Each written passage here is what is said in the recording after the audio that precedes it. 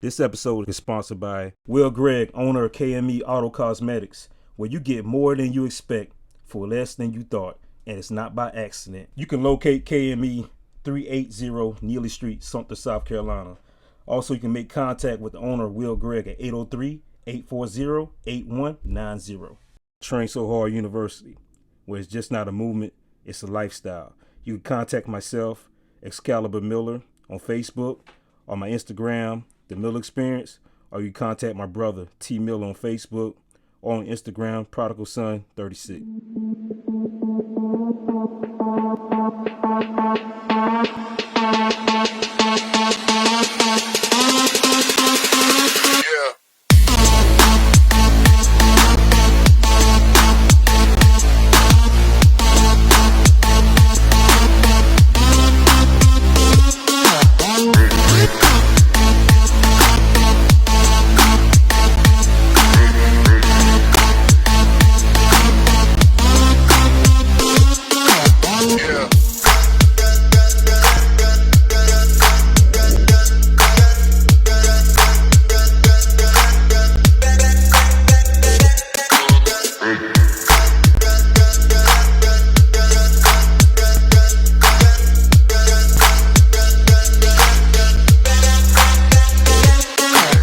If you're interested in being a sponsor for Shop Talk or the Miller Experience, you can contact myself, Ernest Miller, at 803-565-9752. Or you can hit me up on my email at eaenestmiller83@gmail.com. Also make contact with my producer, Victor Wesley of Vic West Production. His telephone number is 803-225-0021. Also, his email address is vicwestp@gmail.com.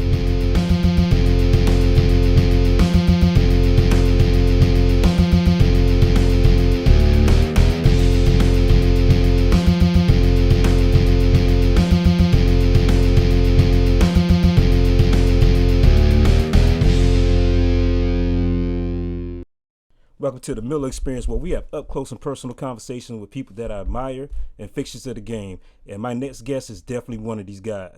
In 1985, he began his law enforcement career as a detention officer for the City of Compton.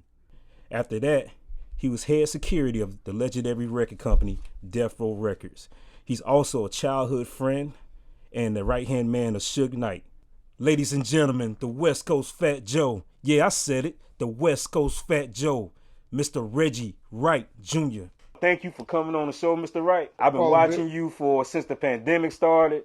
You had some legendary stories, man, and me and my brother, we both Tupac fans, man, so we been following Death Row since what, 95? 94, 95? You're like the West Coast Fat Joe, man, with these stories. I just try to speak the truth. Some people like it, some don't. Let's get started with the beginning. Okay. Where did you grow up? I grew up in the city of Compton, California. Born and raised actually second grade, from second grade on. Prior to that, I lived in the Imperial Courts housing projects area.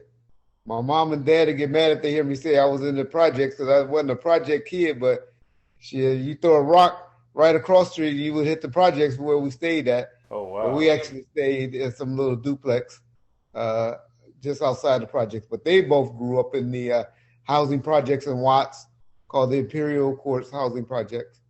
PJs, they call it, the gang area out there. You coming from, you and Suge, you guys grew up together. Tell me about that. How was that growing up with Suge?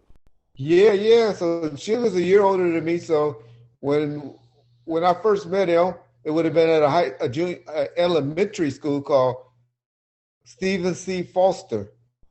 And it was in Compton, and that's where we both went to elementary school. He and I have a unique situation. We one of few that went through all the same elementary, junior high, and high school together. Because most of our comrades, the guys that we went to elementary school with, they stayed in Compton. We actually started going over to Linwood, which was right around the corner. But they all went to Whaley Junior High or Dominguez High School. And but we went on to Linwood because there was a better football school. And we both always thought we were going to be some professional football players. What class were y'all in, football wise? What class? I'm 84. He 85. No, I mean like class A, class B. Oh, okay. We were the second highest then. Like Long Beach Poly, Servite, Modern Day, Compton High, and all of them was a bigger conference. They call it four. Now they call it open division out here. But back then it used to call 4A, 3A, 2A, 1A. And it was mainly based on your school size. Gotcha. What position you played? I was an inside linebacker and a running back. I was a lot smaller back then. But Suge was actually a lineman. Suge was a defensive lineman and an offensive lineman. But Suge was always athletic, man. You talking about a dude that I remember one day was on the bike lot at track studio. And he playing around. That nigga just stood up and jumped and did a backflip. Yeah, I never would have thought that. Yeah, I would never thought that, man. Yeah. Man. So he grew up in a 2-parent household, right? We both were fortunate enough to have both our mothers and fathers into the household when we grew up. And yeah, we was both blessed for that. So Compton, during that time when you grew up in Compton, it was pretty much known as a working class type area. Correct. What then sooner or later, crack hits, gangs started, murders, everything. How did that affect you when that transition changed from Compton to be this working class area to now the drugs invading? We always had the issue because prior to rock cocaine, we had that problem with Sherm, with PCP. And to be honest, a lot of the brothers, well, some people know it as angel dust for people that don't know what I'm talking about. And they kind of touched on it if y'all go back to the movie Colors when the dudes was acting kind of crazy in that movie. Yeah. The Mexican dudes. Because they love that stuff still to this day. We call it water, Sherm, PCP, angel dust. And we had that issue. My father and them age, which, back in the 70s and mid-cities, they had what they call red devils. And then heroin, was shooting up the heroin. And so that was the issues that was going on. So then we had the, of course, then we got into the Sherm. They always had reefer around. They call it reefer. Yeah. Y'all call it good now. but they called it reefer back then. But the man that the drug of choice for the rich folks was the pot of cocaine, right? That was, the potter snorting in your nose. That's where y'all get Whitney talking about. Crack is whack. Crack is whack. The barber didn't know what to ask her, but she was trying to say, "Yeah, Nick, bitch, I snort, but I don't do no crack." Yeah. For sure, so our boy Freeway Rick, Yeah. If y'all watch Snowfall, the show Snowfall kind of show how the crack came in his point of view, from their point of view, from John Singleton. Yeah, I was about to say they ain't Freeway Ricky point of view. He don't like that show, man. He don't like it, but now. Yeah. But they got it from based on him. Yeah. Whether or not he went up to Oakland and learned the game and all of that, I can't say. But that's how they put it in the show. Like some dude up in Oakland, California, told him how to rock it up and bass it up. Yeah. And make it rock. But Freeway was pushing that rock form or whatever. Even though he was getting it in the powder form, because black folks, for some reason, I guess we didn't like snorting and putting it in our nose. We always wanted shit we could smoke, I guess. Man, you see how we do with the COVID test, right? We don't like that shit up our nose anyway, man. Yeah. I still don't like putting Febreze or whatever that stuff we have to put in our nose with the blower. I still don't. But anyway, we don't like stuff in our nose. But they'll snort some shit up their nose like it ain't nothing, as we see in our movies and stuff. But to get back to the point, you asked me how was it, and so I was saying we grew up seeing drugs in the community and stuff like that. I unfortunately, in '82, was like 16 years of age at the time, and so we saw it, but we mainly saw people that was affected by it, meaning our aunts and uncles and all of them that was burglarizing our grandmas and mamas and our neighbor's house and stuff, because that rock cocaine, man, it had people doing stuff. It had people, man. It had women tricking. We call them strawberries. Selling their cars. Niggas giving the gang members and the the guys on the street, their cars, and then coming down to the police station, filing a police report for stolen. How about the car got stolen when they just, gave up the car for a few rocks and stuff. I mean, it's nobody that grew up in a ghetto that shouldn't be able to tell you, especially in California. I don't know about other states. I'm sure y'all had that problem as well. But I know in California, in the LA County area, I can't tell a friend or a person. I don't know anybody that didn't have a family member. I'm not saying everybody was on it, but a family member that was affected by rock cocaine, man. So it's really go look at their hands. I bet you they burnt on the tip of their hands back in the day. And then you'd be like, oh, okay, he was on that shit. You seeing the outcome or the repercussions of individuals using the drugs. Is that what prevented you from indulging in it? Well, that, and I hate to say it for the ones that had the two family households and good parents that did get on it. But I'll be honest, I contribute that all to my upbringing and my parents and their stuff to help me stay grounded and not want to get into. You looking at a brother that's probably drunk alcohol 5 times total in his life, anytime, and they was probably margaritas. Ain't never in life, even though I got in trouble, I'm sure we get into it, for selling marijuana, ain't never hit a marijuana joint in my life. Smoked a cigar probably twice in my life. Smoked cigarettes for about a week when I was like 14, and my mom and daddy caught me, and my daddy, being smart and as sharp as he was, told me, hey, nigga, you want to smoke? Yeah. You want to smoke cigarettes? Oh, okay. Whatever you want to light. You ain't got to sneak. Yeah. Whatever you want to light one on, just come and tell me. Matter of fact, let's have a smoke together. Yeah. Fuck me up. Ain't never had a desire again to smoke a cigarette. That's the one thing that I hate that goes on in our community now, man.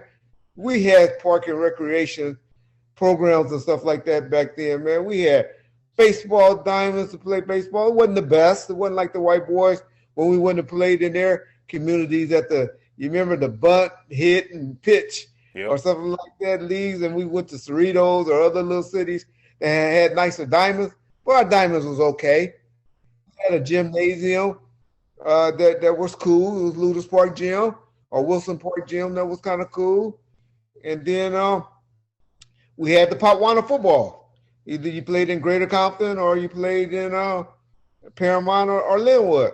And so now, man, it's hard. I mean, you got the AAU, but you remember we used to ride our bicycles to practice. Our parents didn't have time to take us and babysit. Now, man, it's so hard. You got to take these little niggas to the games and sit there and watch them. And I don't know how parents do it. But, the molesters got us doing that, and just because it's so hard. But it's mainly because they got to drive and take you to nice programs to get into the recreation stuff. That's the one thing everybody always talking about putting money into, and law enforcement and this. If they take maybe a 10%, 5%, and invest in and pay the coaches and get some good coaches, like my boy to the left. Now I bet you coach somewhere or work out or do some athletic with some people or something like that. I don't know it, but get dudes like you to get out there and donate their time with the kids and stuff, and give them something and make our baseball diamonds look nice, which I like Major League Baseball trying to do. They're trying to build those nice stadiums, but it's just not enough of them. But we need that money invested in the stuff like that, in the more law enforcement and this and that is what I feel. Because if we had that and had the good park and recreations going on, I think that would, like you said, deter you away from doing a lot of the negative stuff and always be kind of, on the positive tip. And totally that's the one thing I think our elected officials is dropping the ball on us for us by not, allocating enough money for our park and recreations.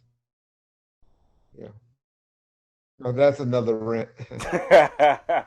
All right, so with your athletic background with you and Suge, how far do you guys go athletically? Obviously, you became a police officer, and we get in that later, but how far did both of you guys go? Well, I mean, we did that all our childhood, to be honest. He played for a baseball team. He was real good. Suge was more into the acrobatics and aerobics or whatever it's called, acrobatics, I guess, and motorcycles and stuff like that. Got you. That's what Suge was big into.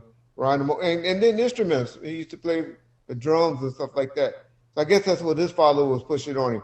But always football. Okay. Me, I was a three sports guy. Yeah. When it was basketball season, I was playing basketball. When it was football season, I was playing football. When it was baseball season, I was playing baseball. Okay. And so we played together at Kelly Park. There was this baseball diamond in Compton called Kelly Park, and had a little gate that's probably about halfway, about 200 feet out. And if you can get the ball over that fence, you had you a home run. And we used to love that. And so, but that was our baseball diamond, and we all played there, and it was a good little league. And then we had Gonzalez Park too, Jackie Robinson Stadium, but that was a little further out on the other side of the west side of Compton, and so we mainly stayed on the east side of Compton, and we was mainly at Kelly Park. Did you have any interest of playing ball past high school? I went to Cal State Long Beach on a football scholarship, but that was when this football coach's name was George Allen was there. And he retired. He didn't want to actually recruit me. He used to coach the Rams, but he took over at Long Beach State.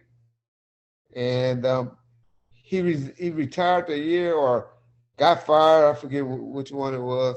The year that he went and started working for the Rams. That's what it was. Yeah, George Allen. That name sounds familiar. When he went to the George Rams, Allen, he was a big football coach. Yeah. Yeah, and he went and started coaching at the Rams, and they brought in some white boys from Utah or Utah State, one of those schools. Yeah. He wanted me to red shirt. Yeah. That's what I did, because I was really too small for a linebacker and too slow for a running back. So I had that inside, so they wanted me to get stronger, be more of a linebacker and stuff. I red shirted, man. I got hired onto the police department at 19. And I was like, man, fuck y'all. And I ended up finishing school and stayed in school because they wouldn't let me get on the streets. And then, because actually I worked the jail, inside in the jail. And my pops, he had a lot of juice over there. And he was like, nigga, you going to finish school. You ain't getting on those streets until you finish school, because he knew I would have never finished, which my ultimate goal was to be an attorney. And that got short. I ain't thought about no LSAT exam or anything. Once I started making money as a cop, which I guess they knew what was going to happen. You said you worked in the jail first? I worked in the jail first, yeah. How did you like that? I loved it. That's all I knew. Like I said, my dad was my hero. That's what my dad did. That was my a short-term dream to be. Like I said, eventually I wanted to go to law school, but I knew that was a far, that was going to be something later in life. I knew I wasn't the type that was going to just stay in school. Like I try to tell my son now, because he's about to graduate in a year, say, nigga, you can go and stay in school and go get your master's or something. And he's like, no, I'm going to work, and I'm trying to get him to stay. But I knew my thinking was like that I was going to always stay go to work. And I had got married at a young age. It didn't work out. I had a daughter. And, and so all of that took place. But I didn't achieve my goal to stay in school. And that's something that I regret that I didn't do and wish I would have done. But I loved it, man. That was all I wanted to. Too much power for that age of 19. I think cops shouldn't. I don't think you should be able to be a cop until you're at least 28, because you don't have enough life experience. That makes you have too much power to mess over people's life. Writing a ticket to a good person, it messes up their life for a month or two. Yeah. To write a lady. And you just don't know how a warning might have sufficed just as good as writing them that ticket, Well, it's two things on that. As 19, 20-year-old, you just thinking, write the ticket. Yeah. You thinking how much you affected this life and made this old lady insurance go up, and Yeah, it's funny you say that because two things on that I always say. I used to work. My brother works at a federal prison, and I used to work at okay, a detention. I used to work at a detention center. So I would always say, if I become like a police chief or anybody in some type you of would hire me, leadership world, I would hire someone coming from the detention center. Reason why? Because they know how to talk to people. You know, working in the detention Exactly. center, you ain't got no weapon to back you up. All you got is your mouthpiece. You know what I'm Yeah, saying? talk your way out of You can stuff. talk your way out of stuff before you pull that gun out. I would always hire somebody that worked there. And number two, you say about the old ladies. My motto, I work highway patrol. My Oh, motto okay. is, if you're born in the 50s and the 40s, I ain't writing you no ticket. See.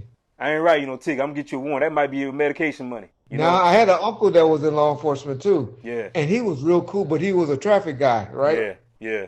And I used to think that motto like, I ain't writing no people, no old ladies or no parents and nothing. And he said, Reggie, and he had to remind me this. He said, Reggie, how many traffic accident scenes do you go to in Compton where there's gang members involved? He said, so sometimes you do have to write them tickets because to remind them of the laws because it's generally good people that's involved in traffic accidents. So it's a two-way street. It's a two-way street. Yeah, And I can see it that it's a way. two-way street. I can see it that And way. because I was one of those, man, I would take it, we call them CHP 180s out here. And I would take your car if you was a gang member and this and all of that. Yeah. And have you been 12, it was 12, unlicensed driver, oh, you going? Yeah. And then, my uncle would be like, why you so hard on them? But you don't write. I said, I ain't writing no. And he said, those are the ones that, when you go to traffic scenes, look at who been the cause of bad traffic. So, yeah, so, it's a two-way It's street. a two-way. Yeah. It's catch 22 on that. But I had a training officer that taught me, man. He told me, he said, how many times in life you needed a break? He told me, he said, you ever walk up to a car and you can, and somebody asks you for a break? Learn to give it to them. If you believe they're sincere and you give it to them. And I always try to Some practice people be that. full of shit too now. That- Some people be full of shit too, man. But they oh, say yeah, I great. said if I said you had to be able Stop being to. that guy. But I yes sir, no sir. I'm one of those to tell you to comply. Yeah. I was watching Blackish today, and I seen where Anthony Anderson was getting on this. Say, well, sometimes you can't comply because this, and this. Yeah. And he brought up some good points in that show. But I still tell my son, we can deal with this later. You yes sir, no sir. Yes. Yeah. Until and if you feel like something was done wrong to you, we deal with it later. But you ain't gonna win out there. Exactly. Because I was young, and I was real young as a cop. So I used to, and I grew up in the same city and knew most of them, most of the people in that city. And so I used to get challenged all the time. Nigga, Reggie, if you don't have that gun and that badge, you think you tough and this. And I used to tell them, this pen is that gun and badge ain't gonna put your ass in the penitentiary. Pen is what's gonna put you in the penitentiary. So Yep. the power of the pen. There you go. And so I'll be trying to tell them, man, they can tell a story on you to get you in a lot of trouble that's hard to get out of. Yep. So be quiet. Yeah. Shut up. Yeah. But I know we get off topic. Ah, you good? During that time when Suge was playing ball, did he get involved in street business? In street business? Yeah, like the streets. You know what I mean? Like anything street. Suge was always. Let me say this about Suge. Suge was always because he was big and he had two cousins, and they were crazy too. They were big and buff and good-looking dudes, and 6'2", 6'3", and had good size on them and stuff. And he had one cousin that was real quiet. His name was Ronald at the time. Now he's a fool now. But Ronald Knight and Suge were the bullies. No, he was quiet. Suge and Donald were the fools. But now Donald the quiet and the cool one, and Ronald and Suge the crazy ones. But I say that to say they were three of a kind that if you had to deal with one, you're going to deal with all three of them. And so he always kind of had a bully mentality, especially being from Compton and over there at Linwood, those guys were a little bit more nicer than the guys in Compton. So they used to have to try to live up to that Compton street name or whatever. And so as far as that, but not up there saying cuz and blood and all of that. Gotcha. He didn't start that until later. Okay. And until he went, and I think he needed it. He catch a bad rap for reaching back to the guys in the neighborhood. But we wouldn't know who he was if he didn't reach. They didn't reach back and get them in the 90s.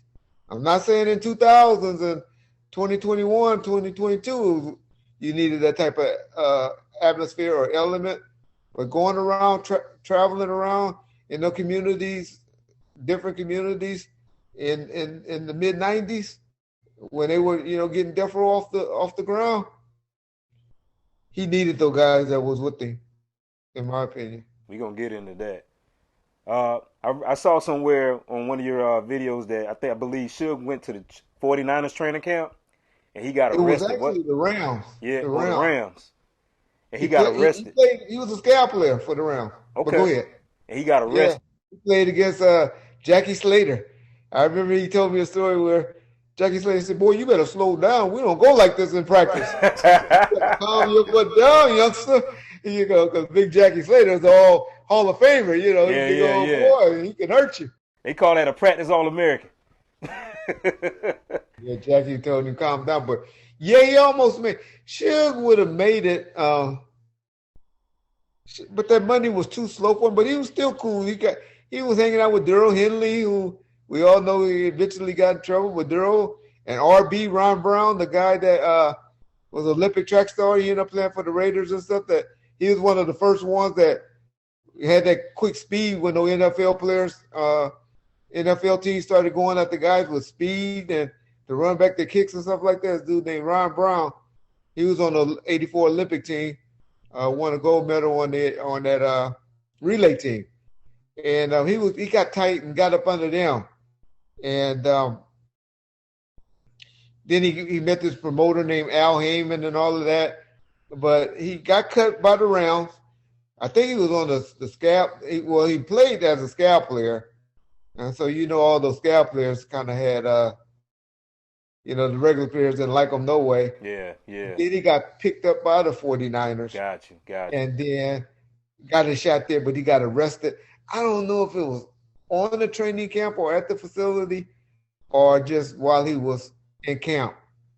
And he got arrested for an old case in Vegas that he had while he was, playing bouncer out there at a club. And that's what I was going to get into next. He became a bouncer. He was doing security for Bobby Brown, correct? He did security for Bobby Brown, but that was mainly through a guy named Al Heyman, who's the boxer promoter now. Back in the day, he was real popular because he had the Budweiser Superfest. Y'all too young, y'all won't know about it, but your mama and daddies know about the Bud. That used to be like the Essence Awards in San Diego every September. Everybody used to flock to the San Diego, and they just had a big old concert, 3-day concert. And I remember my parents used to go all the time to San Diego to the Budweiser Superfest. But Al Heyman had that, and then him and this guy named Big West, rest in peace, Big West, got up under Al Heyman, and that's when they were trying to do the Scream tour, the tour with Albie Shore and Bobby Brown and all of them. He got up under Bobby, and then met DOC, and went from the security and bodyguard side into the music business by, all the alleged rumors that went on behind that with Eazy-E and the rights for Dre, which Doc was supposed to have been his artist until he had a car accident, and now we call him Donald Duck now because he talking like a Donald Duck. Oh, now. that's messed up. So we call Doc Donald Duck. Yeah. He got the, he messed up his vocals. Yeah. Doc still got the pen. Matter of fact, he still to this day write most of Dr. Dre lyrics whenever he decided he want to work. But that's why. What was Eazy-E and Suge relationship? Did they have a relationship or? No, just being from Compton. just being from Compton and that Compton Connect card, but NWA was doing their thing, but it was mainly just because of Doc and relationship with Doc and Doc being associated with Ruthless. And then, once you get around people, you start meeting other people, and he met Dre. And he went from there. And when Dre made, in my opinion, one of the best West Coast rap labels ever. I'm about to get into that. That's my next question. Remember to subscribe to my YouTube channel, The Miller Experience. Comment, like, and share. Comment, like, and share. Comment, like, and share.